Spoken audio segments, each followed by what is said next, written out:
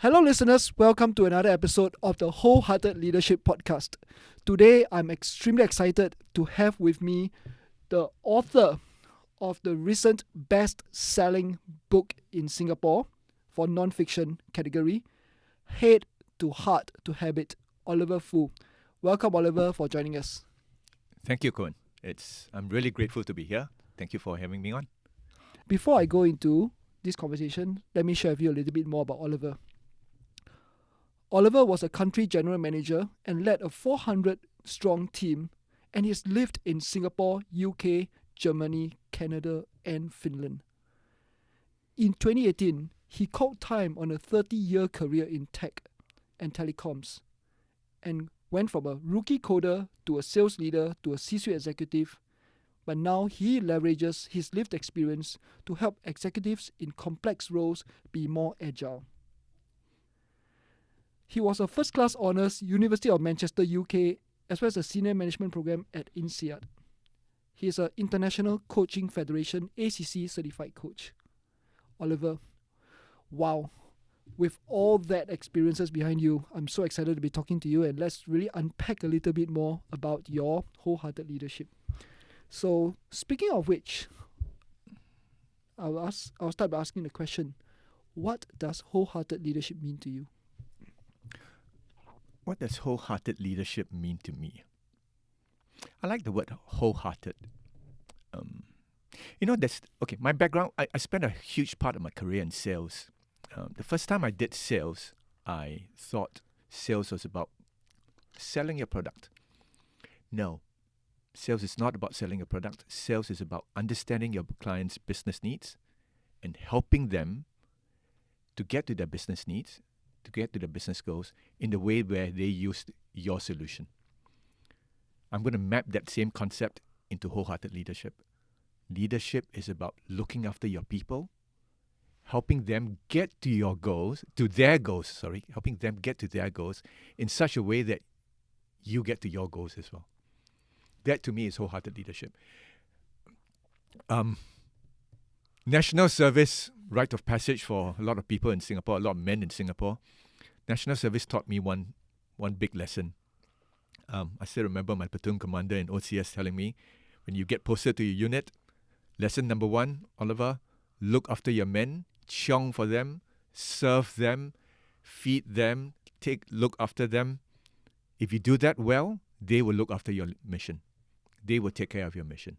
So again, wholehearted leadership to me is focus first on the people working for you, with you. Take them along with your vision. Make sure that their needs are catered for. And if you do that well, lo and behold, I believe your own business goals will be met as well. So well said. I can just end the podcast right there because I'm just taking notes. I want to go back and be a better leader for my own company and my own team as well. So, that's very inspiring. So, what are some of the obstacles for leaders these days from leading wholeheartedly? The typical ones are not enough time, not enough resources, things are changing so fast, all these sort of external factors, yeah. But I think a big obstacle to really wholehearted leadership is a lack of self-awareness. A leader's shadow is extremely long. Ooh. A leader's shadow you cannot put a facade on your leader's shadow. Try as much as you can, as you will. A leader may try and say the right things, but if they are not consistent with their action, their shadow shows it. Right? I have this saying where you can put makeup on yourself, but you can't put makeup on your shadow. Because your shadow will reveal who you are. And your team, no matter how much makeup you want to put on yourself and say that, hey, I'm looking after you, I'm rooting for you. But if you don't follow up that up with action, that dissonance is so easily detectable. That dissonance will spread as well. That because people talk. If your team knows about it, they will talk. Sooner or later, word will get back to your peers, the leaders' peers. Sooner or later, the word will get back to the leaders' bosses as well. So my plea, my advocacy to all leaders is that try and make that your talk and your walk be as consistent as possible. That's great, right? Of course, leaders cannot always be counted upon to have it right all the time, right? And sometimes we do, backslide. We sometimes have moments of doubts, and sometimes we are not in our best behavior, and we might slip into some bad habits, which we'll come to later. Then how do you advise leaders who have possibly fallen from that perch to get back on that track? Yeah, okay. They will do so with a lot of proactive intention. What do I mean by proactive intention? You need to really, really want to do it. You need to really, really want to get to be a wholehearted leader. You need to really internalize in yourself what the concept of wholehearted leadership is, what the concept of servicing and serving your team is before you serve your clients. You need to really embrace that, number one. And number two, you really need to look within yourself and understand, well, in the parlance of the book that I wrote, understand your heart. And what do I mean by understanding your heart? There are a few myths around behaviors at work. One myth is that knowledge alone is enough to drive behavior. But if knowledge alone was enough to drive behaviors, nobody would smoke. If knowledge alone was enough, we would all be the perfect weight, the perfect health, the perfect manager, because nowadays it's so easy. It's so easy. You pick up the phone, you Google how to be a better leader, and they will tell you what to do.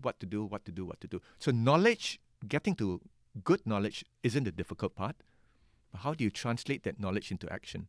So myth number one is that knowledge alone isn't enough. Myth number two is that if you add willpower to knowledge, it will get you there. Okay, maybe there's some truth to that. Willpower gets us there, but willpower wanes. Willpower, after a while, gets tired or so, and willpower wants to go to sleep. Yeah. So when you run out of willpower, your behaviors falls off the track as well. Yep. You understand your heart by truly understanding what drives behaviors. That reminds me a lot about Jonathan Haidt, right, who wrote in this book, The Happiness Hypothesis, around the idea that willpower is the elephant and the environment is the elephant rider. So sooner or later, you're going to... Actually, no, then the environment is the elephant, and the elephant rider... Okay, let me go say that again. That reminds me of a book by Jonathan Haidt, The Happiness Hypothesis, in which he said that the elephant is the environment and the elephant rider is willpower. So the elephant rider can actually control the elephant up to a certain amount of time. But what's going to happen is that, the elephant rider is going to wane, is going to get tired. And then, when that happens, your willpower is drained, and then the elephant takes over. Yeah. And the elephant goes in all different directions that you cannot control that. Yeah. So I think willpower itself is limited. And that's the reason why, we need to create great habits, right? So let's dive into this habit creation and talk about leadership habits as well, right? You did talk very slightly about the heart, right? But what's the genesis behind the book title, Head to Heart to Habit? Okay. I'm going to answer your question by telling you a story, okay? Or giving a controversial take about a common environment that we all have, where we willingly subject ourselves to have our behaviors changed and molded. It's the workplace. The minute you agree to work for somebody, for a company or a person, you are agreeing for your behaviors to be changed, because you agree to turn up at work for a certain time. At a certain time, you agree to go off at a certain time. You agree to put in this much effort to create a certain piece of work. And behaviors gets you to those end results, right? So what do the good leaders do? What do the good leaders do to mold those behaviors in a way that motivates people, in a way that makes people want to chong for them? Yeah? The good leaders do three things. One, they use the intellectual capability to say, okay, this is our strategy, this is the plan, let's you and I work together and try and improve the plan. That's them using their head to sort of intellectually define what they need to do. A second thing is that the good leaders will then speak to you and try and drive your intrinsic motivation so that whatever piece of work that you've asked them to do, or they have asked us to do, we will chunk for them because it speaks to us. Because if we have a value for wanting to save the world, if you talk about a new product that is a little bit greener than all the competitors, that speaks to your values. Therefore, it speaks to your intrinsic motivation. So that speaks to your heart, head to heart. And then the third thing that a good leader does is that they will set up a series of steps and meetings and milestones such that you know that, this week I've got to do this, next week I've got to do that. And just by looking at the project plan, you sort of modify your behavior to generate those outputs. And behavioral science research shows that as well. If you want to change somebody's behavior, you do three things. You give them the capability, which is the head.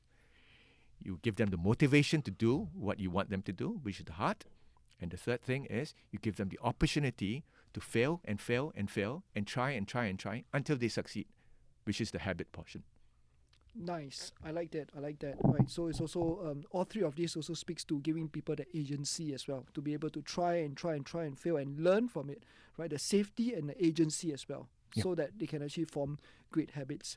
And the subtitle of your book is Why 90% of Efforts at Behavioral Change Fail and How to Overcome It. I think that this really is the seller. This really is the kicker here. It's like a lot of us obviously set, like new resolutions, like you said, right? If knowledge can help us take actions, right, then we'll all be in a perfect weight, or we'll all meet our goals and we'll never have any problems, right? But why 90% of the efforts at behavioral change fail? So you would like to maybe share more about that? Like, what have you found? Okay. There is a not very well-known medical statistic. Out of every 10 heart bypass patients who've gone in for heart treatment, post-treatment, guess how many of them actually changed their lifestyles? And bear in mind, this is the lifestyle that got them into trouble with their heart disease in the first place. 90%? So, 90%, exactly. That's where I got the stat from.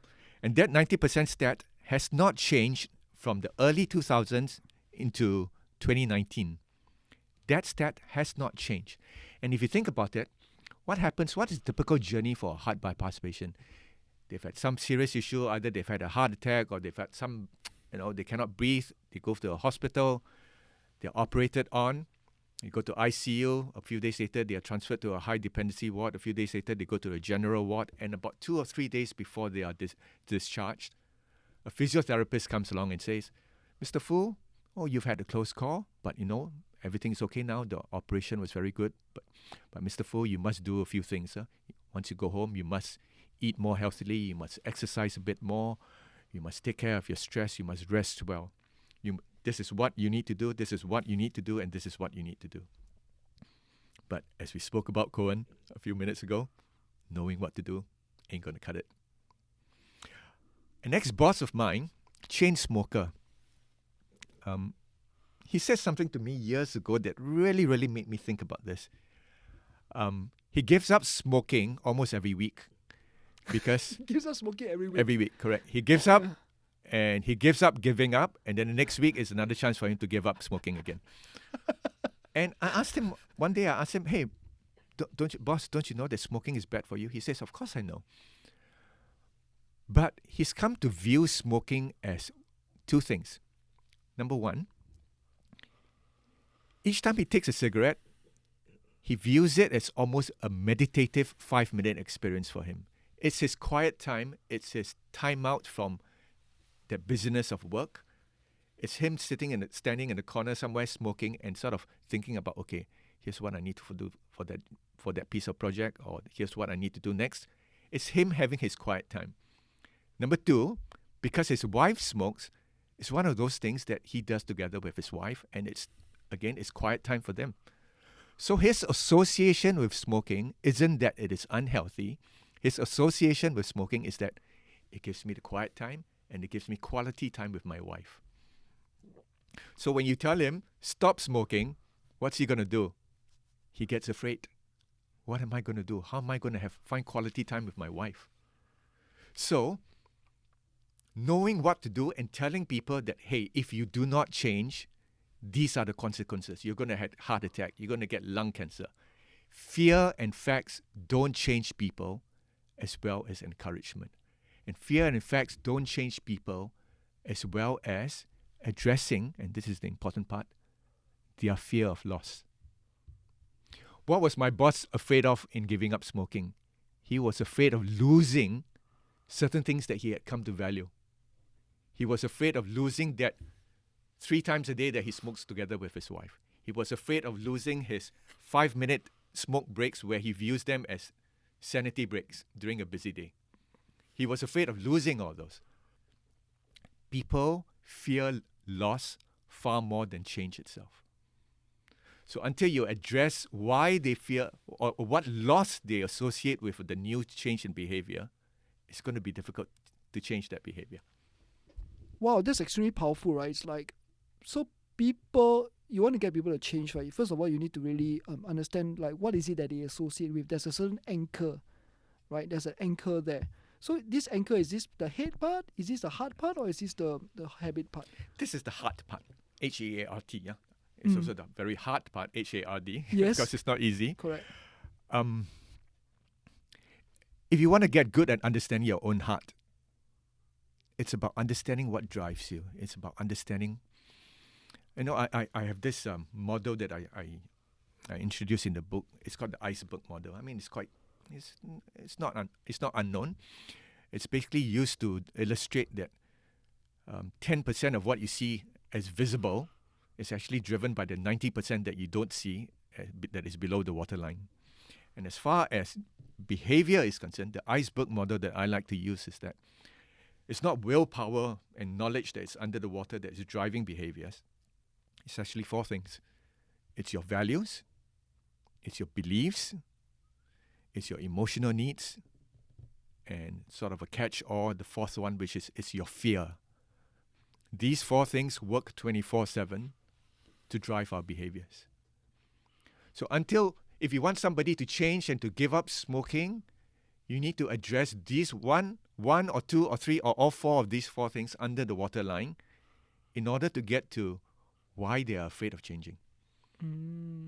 Yeah. So these 4 things again: values, beliefs, needs, and fears. Wow. So basically fears and a lot of like emotional needs, right? These are all kind of like, you know, in neuroscience, like this is all part of like the amygdala, right? It's like where the store of the emotions are. But a lot of the other things, right, speaks to really, you know, our reptilian brain, our like primitive needs, right? Our primitive needs for safety, our primitive needs for, you know, regulation, you know. So I think these are all really below the waterlines, right? And very often people think that, you know, they can kind of use like only their executive center, right, the prefrontal cortex, right, to kind of like drive their change. And that's the reason why you argue very strongly in the book, right, that hate itself is not sufficient for change. And I also noticed you spend dedicated most of the book, right, to talk about the heart. And here, let's unpack this a little bit more. Right, so you talk a lot about emotional drivers pulling us forward and emotional derailers holding us back. So why is there this need for this distinction between emotional drivers and emotional derailers? And what are some examples of those? Okay, great question. First of all, I'm an engineer by training. What gives me the right, R-I-G-H-T, to write, W-R-I-T-E, a book about behaviors? You know, I'm an engineer by training. What gives me the right to contemplate something like that? My heart. Let me describe to you my emotional driver and my emotional derailer with regards to writing the book here. I've seen this work. I know this works. I know this model works. I've coached people for the past 10 or so years with this model. I've seen it work. I've done the research. The research backs it up as well. So what was driving me forward? What were my emotional drivers as far as writing this book is concerned? It is that this and what the book contains is the biggest life lesson that I could teach my kids. I have an unpopular take about AI and technology. Everybody needs to get on the AI train, no doubt about it. But if you're unfamiliar with technology and you're uncomfortable with technology, you can actually find other people around you who are good at technology and good at AI, and they can help you to integrate AI into your lives. The point I'm making there is that learning AI itself is not a superpower.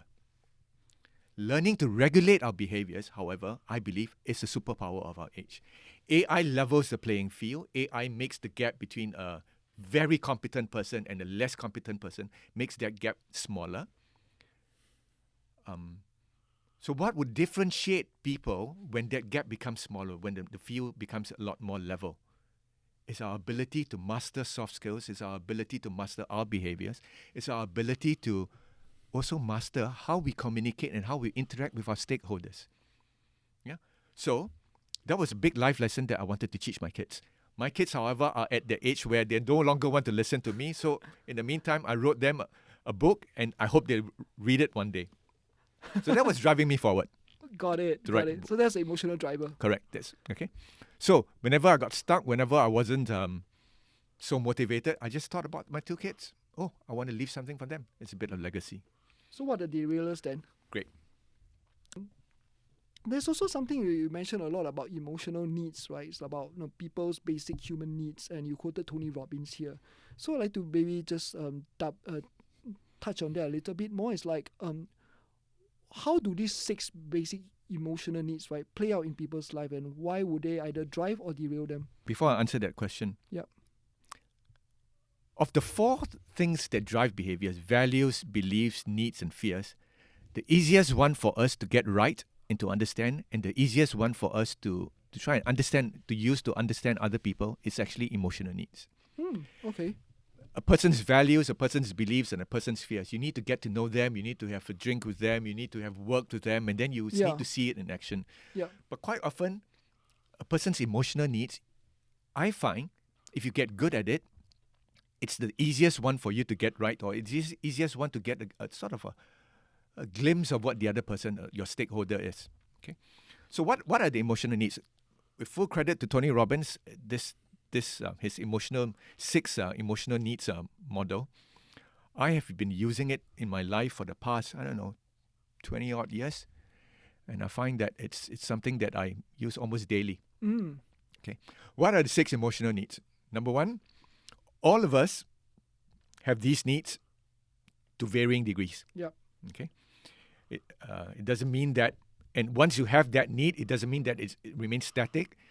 As you go through life, certain needs go up, certain needs go down. Yep. What are the 6 needs again? It's a need for significance. Yep. Some people are driven to succeed in life, and they see success as having a title that says CEO and chairman. And until they get that title, they're never going to stop. Other people have a need for connection. Yeah. What they look for in life is that they want to feel connected to the people around them. They want to have a spouse and children at home who love them completely. Yeah. They want to know that their colleagues value them. Right? Yeah. Number 3 and 4 are the need for certainty and the need for variety. A little bit flip side of each other. Yeah. But the need for certainty is basically, all of us have a need for certainty. When you tap on your brakes in the car, you want to know that the car will slow down. Yes. Right? We also have a need for certainty is that you want to know that your paycheck will come in at the end of the month so that you can pay your mortgage, so that you can pay your children's school fees. Yep. Right? And then you also have a need for variety in that, mee po again, cannot lah. Or chicken rice again, cannot. Variety is the spice of life. Yeah. So that's why some people with a high need for variety, every 18 months, they start looking for a new job. Your friend. Yes, like a friend of mine. Correct, exactly. Right. And then the last 2 needs are the need for growth, the need to keep learning new things, keep learning from people or learning from programs or learning from books, and the need to give back. Yeah. Okay. So these 6 needs. Now, the research shows that whether or not you're happy, you're satisfied in the job, can quite easily be explained by how many of these needs your job actually fulfills in you. I've got a good friend, digital marketing trainer. So he trains people, these are public run. He trains people in digital marketing. So he teaches them SEO, how to advertise on Facebook and Google. And he loves his job. I tell you, he gets goosebumps telling me about his job. Interesting. And it's because that job happens to meet all 6 of his needs. Oh. His need for significance is met because he gets to show that, he's an expert in this field. His need for connection is met because he also offers coaching services to some of his clients. Yep. His need for certainty and variety is met because he knows for sure that when he runs this program, it will value add to his trainees' lives. Yep. And he meets a variety of people. So all 6 needs are somehow met. Nice. Right. So how do you use this new knowledge now? So the next time you look for a job, or the next time you try and analyze, why am I so happy, or why am I so excited by this job or bored by this job? Try and understand, first of all, your own needs and see how many of those needs are being met by your current circumstance now. Right. So that's number 1. Number 2, and the last thing I'll say about the emotional needs is that when you get good at this and you map it into your stakeholders, when I present to clients, I present very differently depending on my client's needs. Oh, nice. If I know that my the client CEO, has a need for significance and all he wants is results, tell me what you need, tell me how much this is going to cost, and tell me when I can get the results. I lead the presentation by focusing on those things. If I'm speaking to the head of HR and she has a need for connection and she wants to know that whatever program I propose to her will fulfill and take care of everybody's needs because she has that need for connection, right? I make sure that I start that presentation by saying, okay, my proposal will cover the following, and by doing so, it will make sure that finance is happy, legal is happy, and most importantly, the sales is happy. Nice. Yeah. Nice. So depending on their need, their primary need, I structure that presentation and I structure that conversation differently. This is a skill that I encourage everybody to get better at. Understand what your default communication style is, because your default communication style is a reflection of your primary need. And then understand what your stakeholders' primary needs are. Yeah. And then you would regulate your own communication style to meet that need. But it also takes a lot of self-awareness, as you mentioned. Yes. A lot of self-awareness, a lot of self-regulation, self-mastery as well. Yes. Cool. Yeah. So, I mean, you talk so much a lot about all these needs and heart, but you're an engineer. You were trained as an engineer. I'm sorry, Coen. Yeah, I mean, so like, tell us a little bit more, like where did the path diverge? I'm surprised that I only learned this about myself only a week ago. I had a conversation. Somebody asked me. I told them that I'm very capable.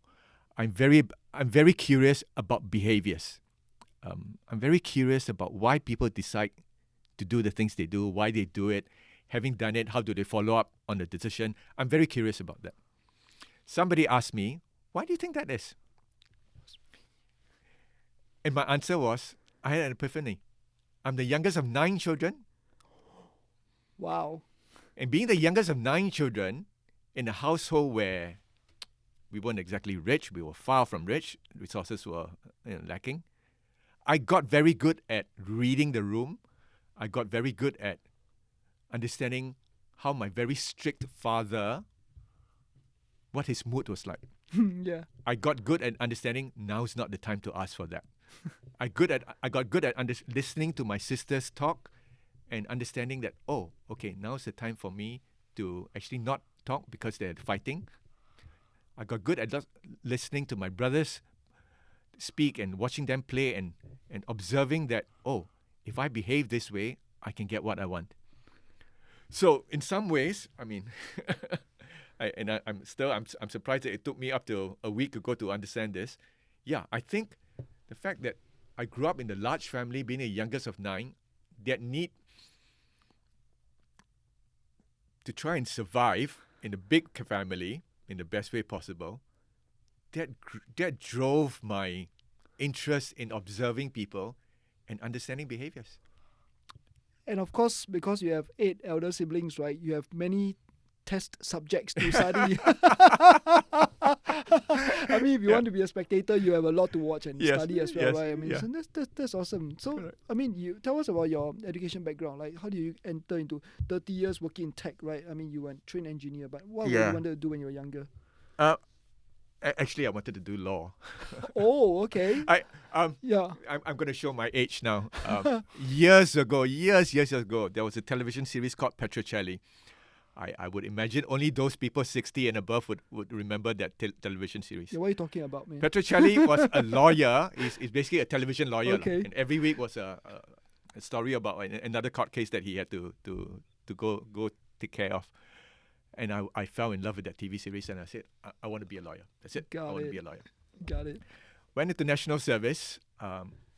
You know what national service does to you? It makes you want to rebel a bit. It makes you want to get out of the system a bit. Yep. And I thought, okay, I want to get out of Singapore.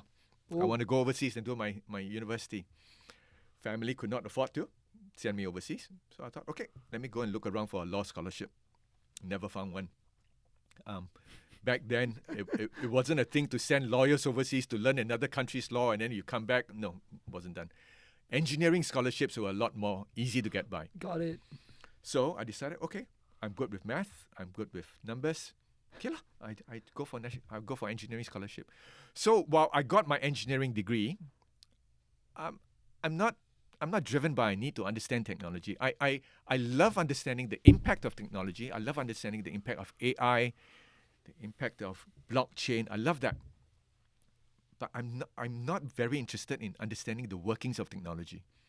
Okay, so my first job was as a coder, software engineer, as we were called back then. I did that for 6 years, but I soon knew that I'm not going to do this for the rest of my life. I am going to go into something else. And what job allows me to interact with people more? Sales and marketing. So that's why I transitioned into sales and marketing, and I love that because. There were aspects of the job that, I'm pulling my hair out, and that's why I don't have any more hair, right? There were aspects of the job that I didn't like. I didn't like having to own a target every quarter and having to meet that target every quarter. I didn't like the fact that there were things that I had to engineer or manipulate and make to happen. Because if you want to get on somebody's recommended short list, a client's recommended short list, there were things you had to do. I think the best thing that ever happened to me at work was when I first became a people manager. I was a horrendous people manager for the first 9 months because I never understood their heart. I was micromanaging. I was still using my software development skills to project manage them. I didn't people manage them. A real eye-opener for me was when somebody who worked for me resigned, quit on me, and that came to me as a huge shock. And then after that, I realized, I sat down and I reflected. It's a huge shock to me because I never understood what was important to her outside of the task that I gave her. I never understood her heart. I never understood this whole idea of wholehearted leadership. I never understood this whole idea of if you take care of your people, the people will take care of your mission. Yeah. So, it's I mentioned it earlier. Who am I to write a book about this? Yep. I have a fear of failure. Okay. I have a fear of producing something that is not good enough. I have a fear that people might read the book and say, it's not good enough. So how do I mitigate that? If I don't manage that and I give in to that, I wouldn't do it, right?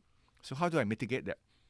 I thought to myself, I mitigate that by, before I launch the book, before I seek a publisher's support for that, I will speak to my 3 counselors and psychologist friends, get them to read the book, and get their professional opinions. All 3 of them came back to say, Oliver, this makes a lot of sense.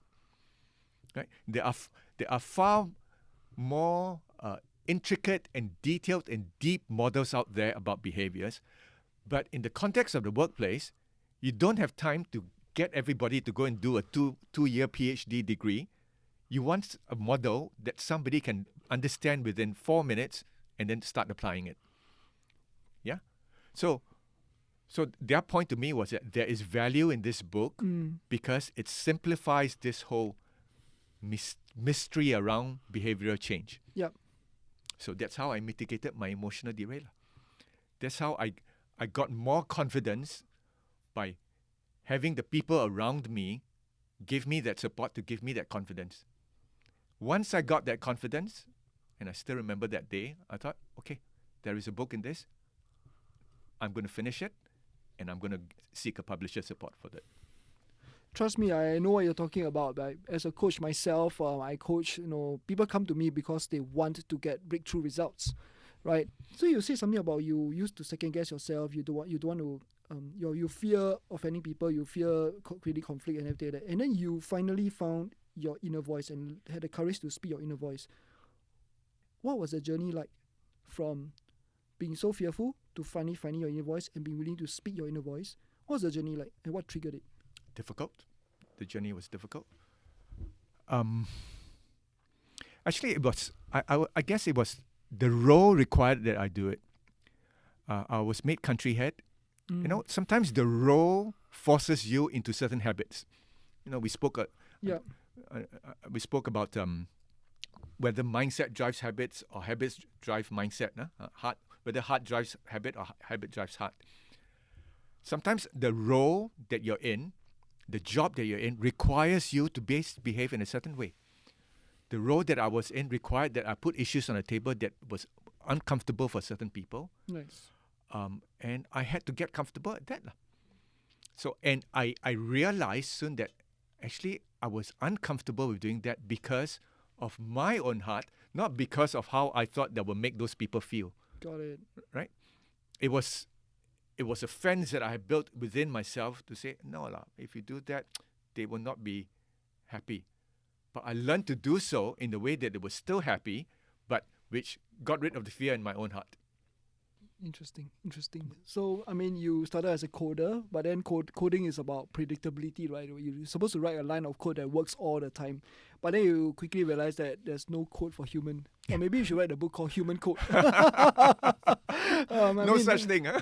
Actually, there's a book called Culture Code by Daniel Coen. That's true. And maybe you should write a book on that as well. And it's like, and also I think maybe code for the heart, right? It's like because you mentioned so much about the heart, and one of my favorite authors is Brené Brown, and she wrote Atlas of the Heart. Yep. And I think for the first time she gave a kind of like language for us to like understand like how people work.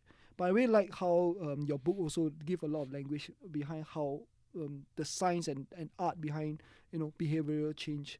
But I think your journey is nothing short of inspiring, right? It's like very often people when they graduate from university, they go into jobs, right? They tend to go into silos. Like I'm an engineer, so I should do engineering.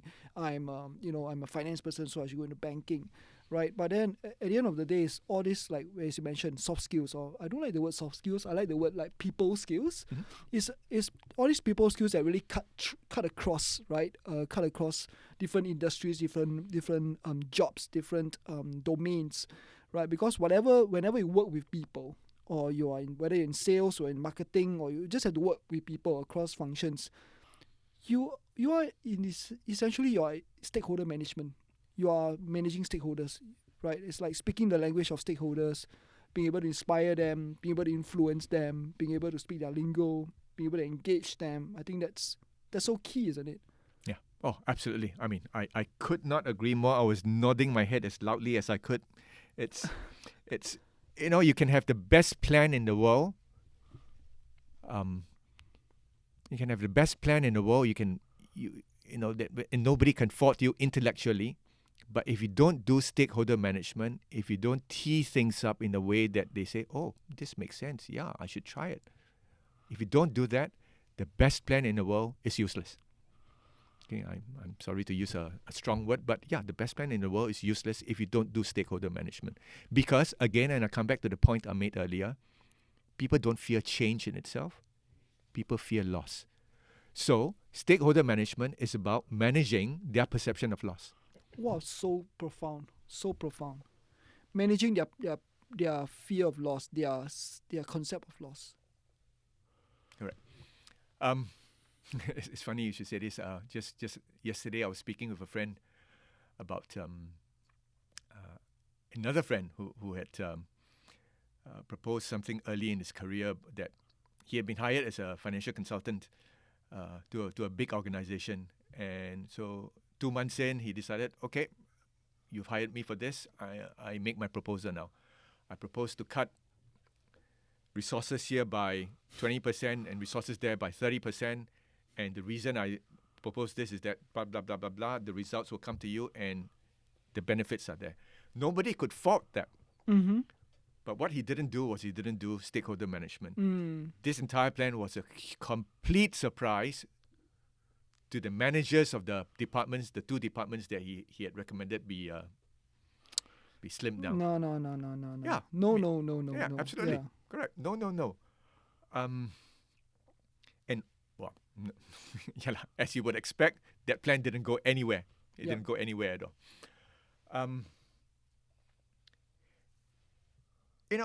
So often at work, everything, should I say everything or almost everything? No, let's be provocative. Everything at work is about change management. Oh, nice. Yeah. Nice. It used to be that you come in, you try and reach a status quo, you try and reach a stage where your company is doing well, and you just keep turning the wheel, and the products come in, you sell it, you find a ready customer, and you have a ready customer base, and you just try and milk that process as much as possible. But nowadays, that's not possible anymore because the rate of change is so high. If you think you can just keep milking that status quo, I think within 6 months you'll be disrupted. Yep. Within 6 months, somebody will come and disrupt you. So I would say, I think I'll more confidently say it now. Everything at work is about change management. Okay, great. Let's segue nicely, right? I mean, you have lived in so many different countries, right? I mean, like, you wanted to go overseas to study, right? But of course, you have gone way above that. You have lived in Singapore, you have lived in UK, Germany, Canada, and Finland. A pretty exotic group of countries to live in. And most of them probably in the more colder climes, right? So tell us, how many years did you live in the UK in total? How many years in Germany? How many years in Canada? And how many years in Finland? Studied in UK, so 3 years there. Worked for 2.5 years in Germany. I was working as a software developer, a coder back then. Working for a Singaporean company who had a project with a German main contractor, and so we were there as part of the team. So lived in Bremen.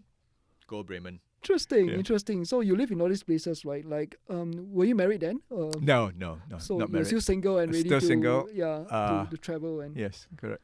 Wow, fantastic. So, like, what are some of the, like, if you were to summarize, what are the learnings, right, from living in all these different countries? What are some of the top 3 learnings? Oh, I don't know about top 3 but there's one that comes to mind, which is that be curious. Be curious. The more curious we are, the more people will accept you. The more you listen, the more you go into an environment where you are meeting new people.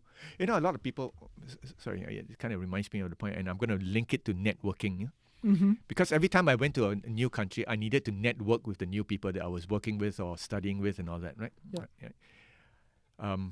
Whenever some of my clients tell me they struggle with networking. To me, networking is nothing more than being capable, being curious. Networking is nothing more than just going there to listen to somebody else's story. Yep. And the better you get at listening, and the better you get at being curious, and the better you get at asking good questions, yep, the easier networking becomes.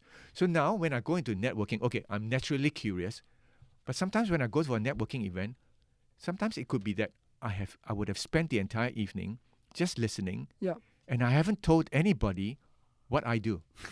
Okay, obviously a lot of them would ask me, but quite often by the time I speak to them, we run out of time, and then or another person has come into the conversation, and then naturally my capable mind makes it such that I structure the conversation that I ask about the new person in that conversation. So you asked me the earlier question, what lessons have I learned from living in all these 5 countries? Get good at being curious. Because what is the opposite of being curious? What is the opposite of being curious? The opposite of being curious is to judge. Yep. And if we judge, we're blinkering ourselves. We are telling the world that, or we're telling ourselves and the world that we know the answers already. We're telling the world that we know everything. And if you listen, when you listen, really, really listen. Yep. Right? And before you ask the question, before you respond, ask, did I understand that? Do I need to ask a follow-up question? Yeah. So, number one thing I say, get good at being curious if you want to live in, different places. Oh yeah, I mean, I love traveling as well as and I speak a few languages as well. I'm really very curious about. I'm like you, as I was told, being raised by my parents. My mom always tell me, say, very kaypoh like you, very busybody. Just for our international listeners, kaypoh means to be busybody, right? It's like you're very busybody. You always like to put your noses into people's world, and I just can't help it. I'm curious, right? And so I actually enjoy traveling, and I think that's a superpower, right? Your ability to receive information, process that information, and then ask great questions, right? You're actually curating your own experiences. Look at it this way. Yeah. For example, let's say if your entire life is a Netflix, you are actually curating your own playlist. Oh, I love that. Yeah. Nice. Isn't it, right? It's like, for example, if I'm meeting you right now, I can ask you 1,001 questions. But why do I ask questions about Finland, Germany? Because I'm interested in that. Yeah. Right. So then now that you're telling me all these adventures of yours, right, I actually get to enjoy listening to your adventures and your stories. Yeah. And I get to learn from you as well. Yes. Right. So I'm actually curating my playlist on the spot. Yeah. But if you don't actually ask good questions, right, then you have no ability to switch channels. Yeah. Whatever people are saying, you just have to listen or switch off. Yeah. Yeah. Right, so I think it's important to constantly curate your playlist, and also I always say that the reward of a well-asked, beautiful question is the enjoyment of listening. Yeah. Oh, so if you ask a great question, you get great insights, and you enjoy that listening. That listening gives you learning. Yeah. And you touch on the topic I'm very passionate about. You talk about networking, right? I always say, why you want to be networking? As if work is not enough, you want to be networking. So I prefer to call it net learning. Net learning. So I go there like yourself. I go there with a learning agenda. Yeah. I mean, as an introvert myself, right, I always go there to learn. Yeah. And talking about that, right, it's like I just want to also give you a plug lah. It's like I was at your book launch recently, your book talk at Kinokuniya. I remember when I came there, I was like, why only a few chairs? I think the organizers put about 12 chairs there. Yep. And then it says, because they don't want to block the walkway, because there's a main walkway where all the shoppers were walking, safety issue. Safety issues and all that. But your throng of followers and fans and friends and family, like, normally, the joke is like, when you write a book that only your father and mother show up. But your entire kampong, your entire village, your entire tribe of friends came, right? And they took over Kinokuniya. It was a takeover by Oliver Foo's friends. And that was very, very touching for me. Yeah. That was very, very touching for me. But, when you are given the mic... This thing keeps stopping. No. But when you are given a mic, right, you just shared from your heart. And you shared more about the people that came rather than about your own self. And that really speaks a lot about the kind of wholehearted leader you are. You put the focus on others, not on yourself.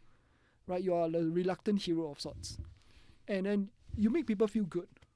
You make people feel good for coming. And that's the reason why people show up for you. Earlier to your adage, right? It's like when you fight for your man, they fight for your mission. Right? So I really saw that really manifesting when you show up that day, when you were at a book talk, and I was very glad to show up and learn that, right? For me, I always think about coming to this kind of book talk, right? I wasn't there to learn. I mean, if I really read your book, right? So there wasn't anything in that book talk that I learned that I ever learned elsewhere. But what I was there for is contextual learning. I'm also going to be a future author one day. I am also going to be given that limelight to take the stage.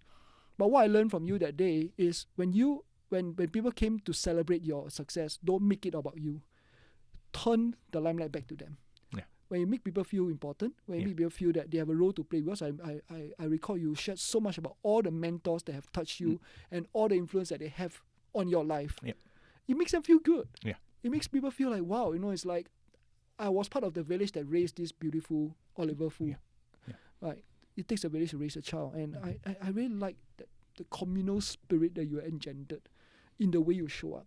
And I thought that was very profound for me. So I think there's a lot more than just content learning, but contextual learning. So I show up really to learn from you as well, how you can conduct yourself and carry yourself. Thank you, Coen. I know you can't see it, but my hair is standing on end. So, for audiences listening in Spotify, right, or Apple Podcasts, Oliver is a skinhead. yeah, thank you. Somebody asked me after the launch, what do you learn from the book, from the whole process of writing the book? I learned the importance of having a kampong. I learned the importance of having a village. I learned the importance of having people around you who keep you honest, who will always support you, and who will call out your BS. Yeah, I learned the importance of that, and I'm ever so grateful that, I don't know, somehow along the way I've managed to build a kampong. It's my kampong. It's I'm eternally grateful for these people, to these people.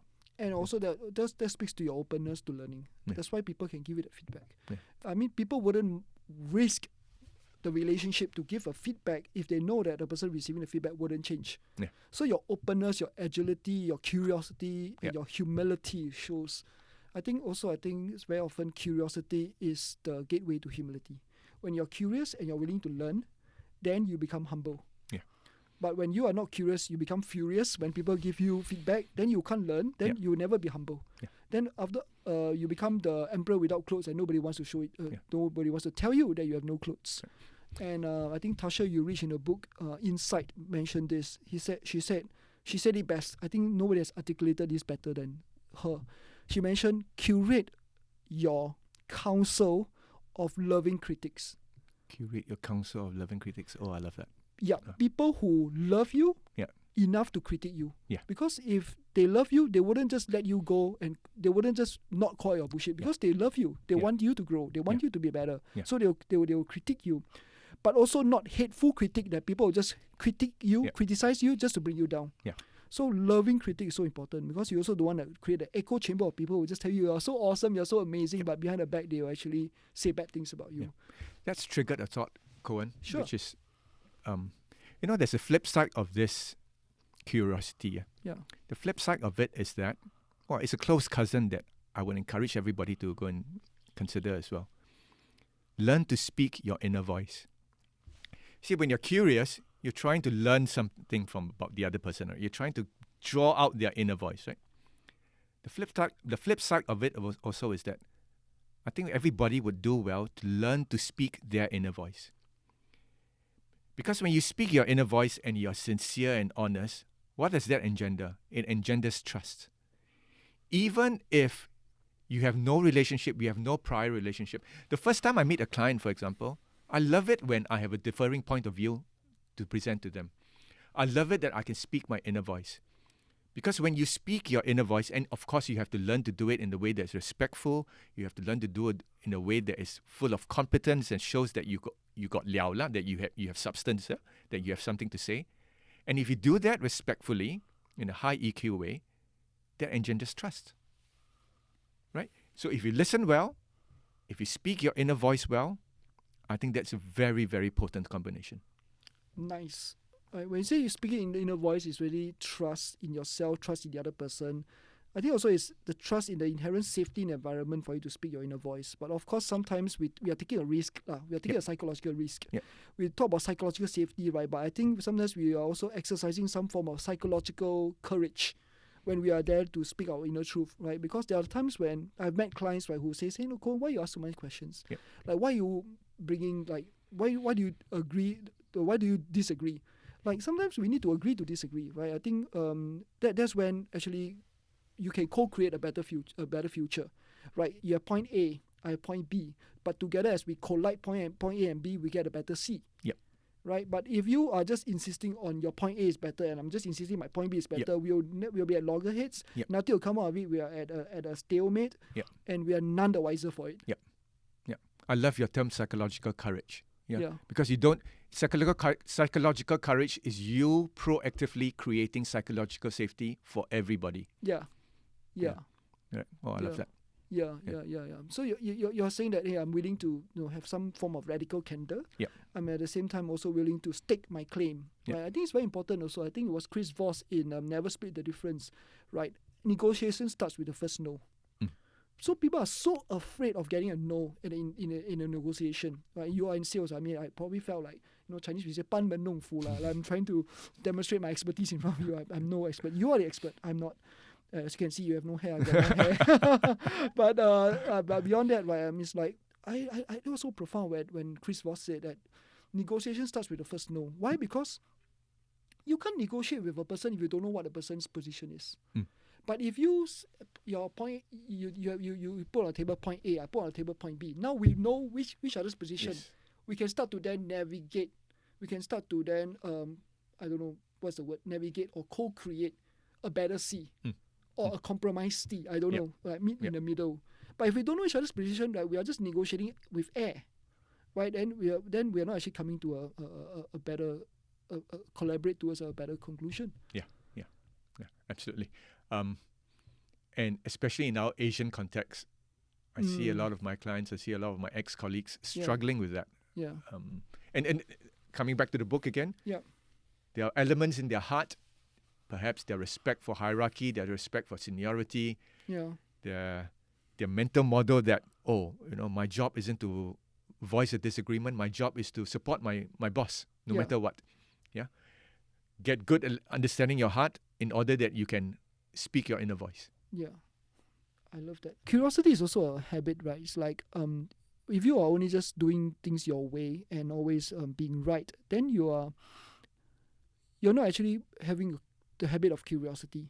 But when you are constantly, be willing to meet new people, talk to people from different walks of life, being persuadable, being open-minded, and being able to have that ability to learn, right? Learning is also another super skill, right? It's like you're able to then listen to new data, fresh data that you're not familiar with, process that, or then lean into that and say, I don't understand that. Tell me more. I don't understand that. Explain to me, right? Then once you have this ability to know like more things, right? Then you're able to be more agile in the way you actually think. You can actually navigate in between spaces. Yeah, correct. What I'll add to your points would be that sometimes you need mindset to drive action. You need a heart to drive habits. Sometimes habits can drive your heart. Nice. What do I mean by this? If you struggle with, let's say, speaking your inner voice. Yeah. Okay. If I was coaching a client, I would try and help him understand why he's not speaking his inner voice. I would try and go into his heart. Yeah. But sometimes the reverse works better in that you ask them, okay, no need to explore the heart. Let's just try this. The next time you want to speak something to your team who report to you, so it's not a stressful situation, right? You just want to speak, you want to voice your inner voice, and because you're the senior team member and you're not stressed by it and you're quite comfortable with it, but as you speak your inner voice, you try and use the framework that I teach them. And when you try and do that in easy cases, the more you do it in easy cases, the easier it gets when you comes to a difficult situation. Yeah. And sometimes just a focus on the habit, a focus on the action can actually help reframe the mind. So a habit can actually drive the heart as well. I get it right now. So I think James Clear call this identity forming habits. Yes. Right. So when we do something just out of habit, right? After a while, our heart will follow. Sometimes we know there's a lag indicator, right? It's like that our heart is a bit slow to follow because we still maybe wrapped up in some fog. We are a bit self-doubting. We still haven't quite formed the identity of ourselves. Like when I used to exercise, right? I always exercise because I feel I'm very fat. I've struggled with weight issues. So and every time I go out to exercise, right, I'm kind of like, yeah, of course I'm exercising because I'm such a fat person. It's like, you got to exercise, you fatty. So that's the kind of inner self-talk, that. So can I sustain a habit? No, I couldn't sustain a habit.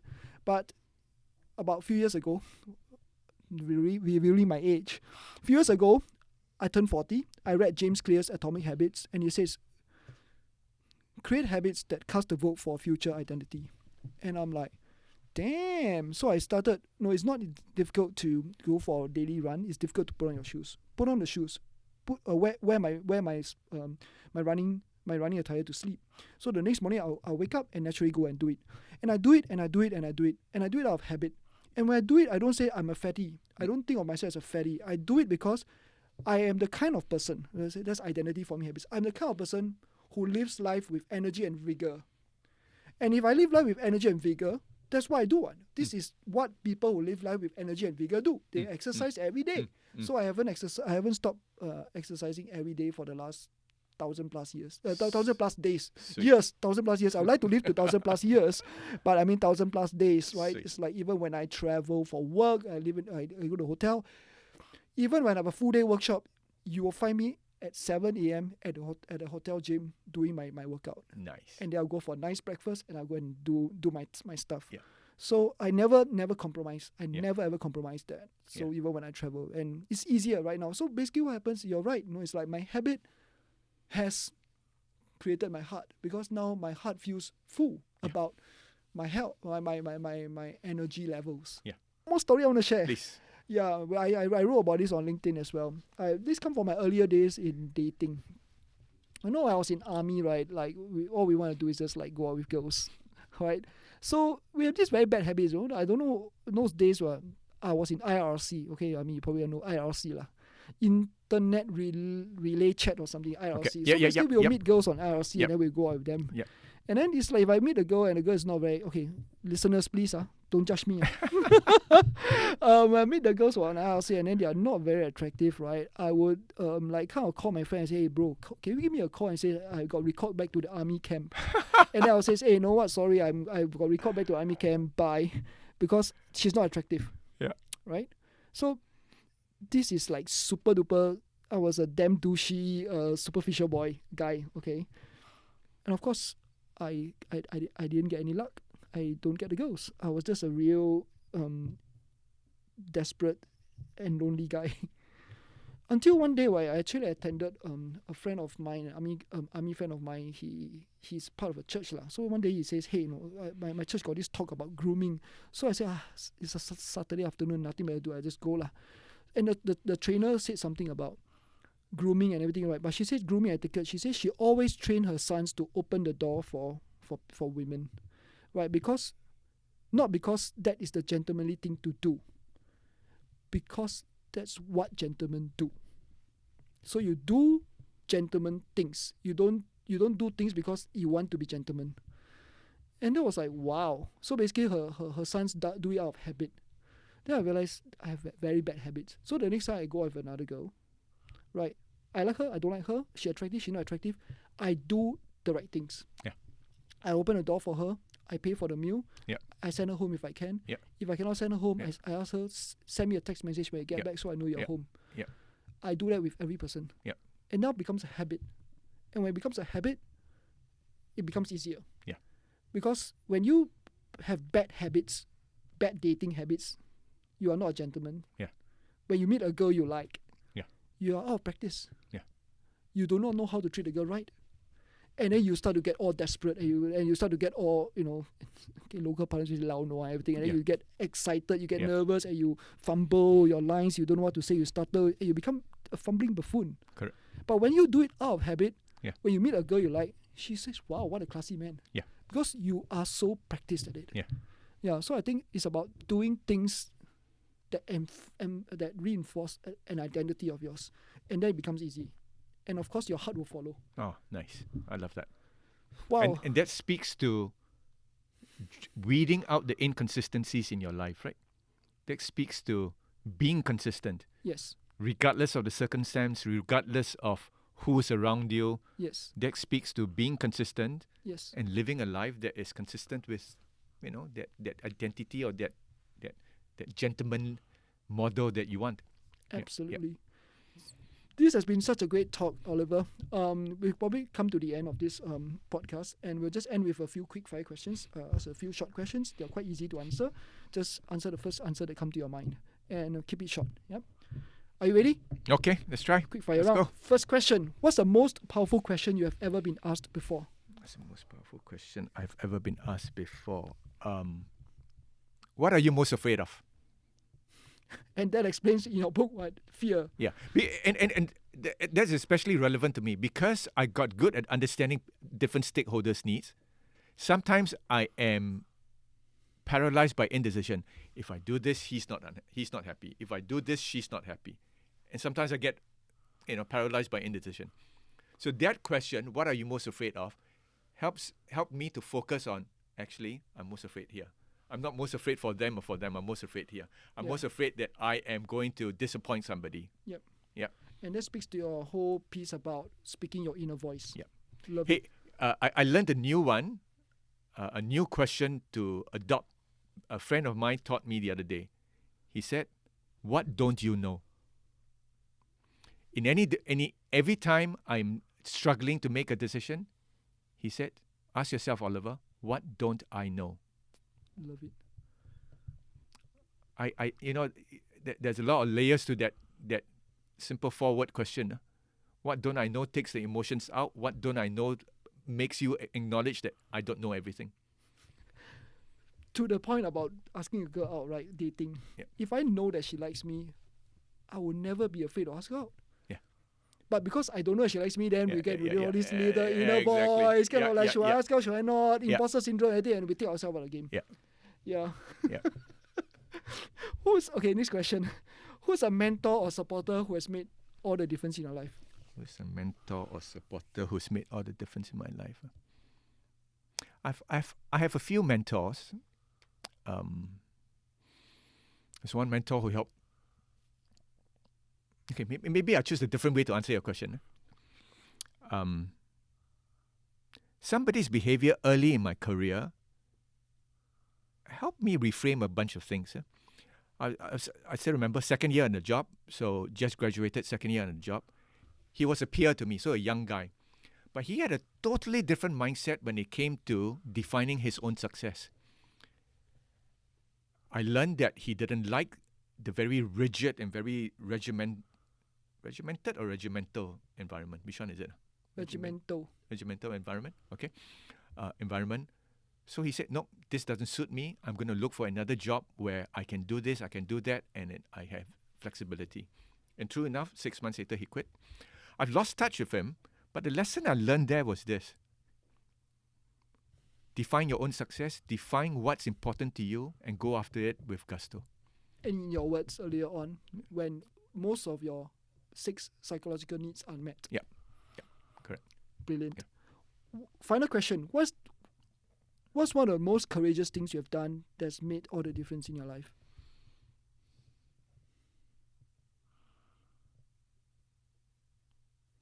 I think the most courageous thing I've done. I have a long answer, I have a short answer. The short answer, I think, is that I decided to spend a few years away from Singapore because living away from Singapore helps discover. When you live away from what's comfortable and what's home ground, you learn a lot of things and you learn about yourself. You learn what drives you, you learn what makes you comfortable, you learn what makes you uncomfortable. So those 6-7 years that I spent away really, really helped me to understand myself. So I think that was quite very, very influential, very significant in my life in what's how I turn out to be. And the second thing I think has really helped me is I've learned to speak my inner voice.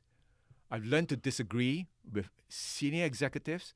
I've learned to disagree with peers and colleagues in a way that is respectful. Sorry, that is not disrespectful. I've learned to do so in a way that is respectful. And by doing so, by putting issues on the table, it makes the quality of the conversation all that much better. Beautiful. That really speaks a lot about your own journey towards self-mastery and self-awareness. Self-awareness and then self-mastery. Beautiful. So, Oliver, it's been such a beautiful chat. If our listeners would like to get in touch with you or to find out more about what you do or to get a copy of your book, where can they go? Look up, hit me up on LinkedIn. I'm on LinkedIn, Oliver Foo. There are apparently 3 or 4 Oliver Foos in Singapore. I'm the short, bald one. That's number 1. Number 2, I've got a website called Head to Heart to Habit.